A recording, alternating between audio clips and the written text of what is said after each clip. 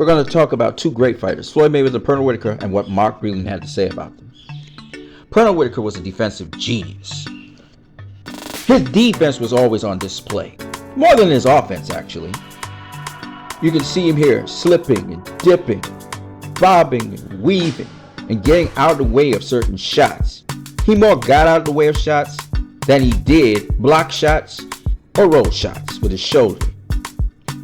You can see his defense on display here against various opponents. Here, this is Jose Ramirez. Now, Pernell Whitaker was a teammate of Mark Breland. In the 1984 Olympics, Pernell Whitaker won gold as Mark Breland did. He won it in the lightweight division.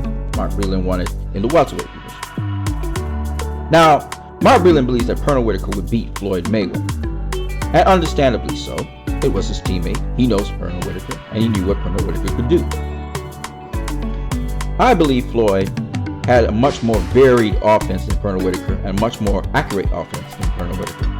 And Floyd would make you miss, and he'd make you pay. And sometimes his timing was so good that you couldn't even get your offense off. As you can see here, Marcus Maidana couldn't get his off, or Ricky Hatton. And I believe Pernell Whitaker was like the first version of Floyd Mayweather. I believe Floyd Mayweather was influenced by Pernell Whitaker, but I do believe that Floyd Mayweather is a much more enhanced version. Floyd has much more varied offense. He's slightly taller than Pernell. He's slightly longer than Pernell. And whereas Pernell depended on his jab a lot more, Floyd used feints, the jab, and very innovative ways of landing punches offensively on his opponents. In fact, Floyd was a much more balanced offensive fighter, defensive fighter than Pernell Whitaker was. A lot more accurate too. As a result, Floyd Mayweather, though not southpaw, was a fighter, I believe, that was more complete than Pernell. Now don't get me wrong, Pernell had power. See him there dropping Floyd's uncle, Roger Mayweather. Pernell had skill. He was very slick. But I'm just saying that Pernell's defense was his main thing. He would make you miss, but he didn't always make you pay. But he was a beast, as you can see here where he just hit the referee. Here, he stunned Roger Mayweather. Again, with a beautiful jab left hand. Pernell Whitaker had that beautiful straight jab. And especially when he's moving backwards in a circle, it's very hard to find him, locate him, and tag him. And I do agree, Pernell Whitaker would be a difficult task for almost any fighter because not only did he have great defense, but he also had sensible offense, and he worked off a stick. Floyd Mayweather, on the other hand, he had a lot more varied offense and a lot more nuance to him. He could pause, he could wait, he could feint you to see where you're going to go, and then he would attack. Floyd was more of an ambush fighter than Pernell was, and he was a lot more explosive at the lower weight classes. Where Pernell got dropped by Felix Trinidad, Floyd Mayweather could take a punch really well and he wouldn't get dropped, especially when he was being offensively minded, which Pernell was more vulnerable to get hit with shots when he was more offensive. Floyd's offense is a lot more defensively responsible, as you can see him here attacking Tony Pep, a 6'1", 78-inch reach fighter. Here he is fighting a much bigger Victor Ortiz. In fact, Floyd fought much bigger fighters at higher weight class than Pernell did, mainly because Floyd was slightly bigger than Pernell, and also I believe he had a much more varied offense than Pernell did.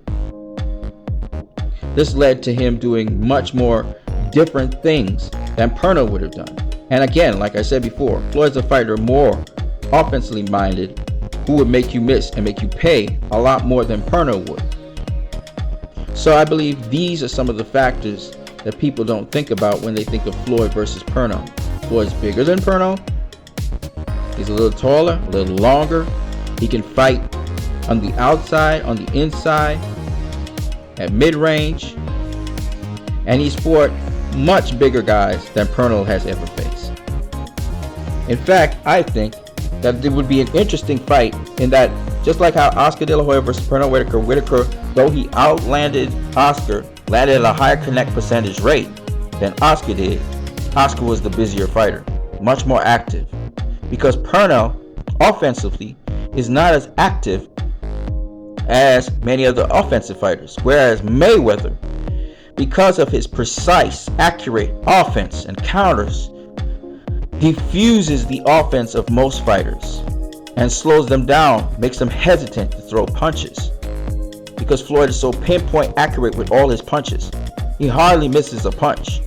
Whereas Pernell would throw a jab jab right, jab jab left hand, or a jab jab right hook. Floyd could hit you with one punch and drop you. He could hit you with one jab or one right hand and just break up your entire offense. Like here against Andre Berto, or here against Jose Luis Castillo. Castillo had to reset. Or here, where he's just going to throw a barrage of shots against Tony Patton. He had sufficient power to knock down a fighter. And even though at the higher weight classes, particularly at welterweight, he didn't necessarily knock out anyone, he wasn't throwing a whole lot of punches. But his accuracy was so good, and his skills were so good, that he was able to do it. Here is Dab Judah hurting Floyd, and we see him facing southpaws here. This is Manny Pacquiao. He's jabbing Manny Pacquiao. Who's ever heard of that? He feints a hook and he hooks Robert Guerrero. He check hooks Manny Pacquiao. And even when he misses a shot, he's always well balanced and well placed. I think for those reasons, though Floyd is nothing like Pernell Whitaker in terms of style, he's a different fighter. I think they both have similar attributes. Floyd learned about changing levels and fighting like Pernell Whitaker, dipping sometimes under punches or rolling out of punches. Like Pernell, he was very athletic. Like Pernell, he could fight you on the inside, but most of the time, Floyd would actually fight you on the outside, using his reach where possible. He has also much more varied offense than Pernell Whitaker did.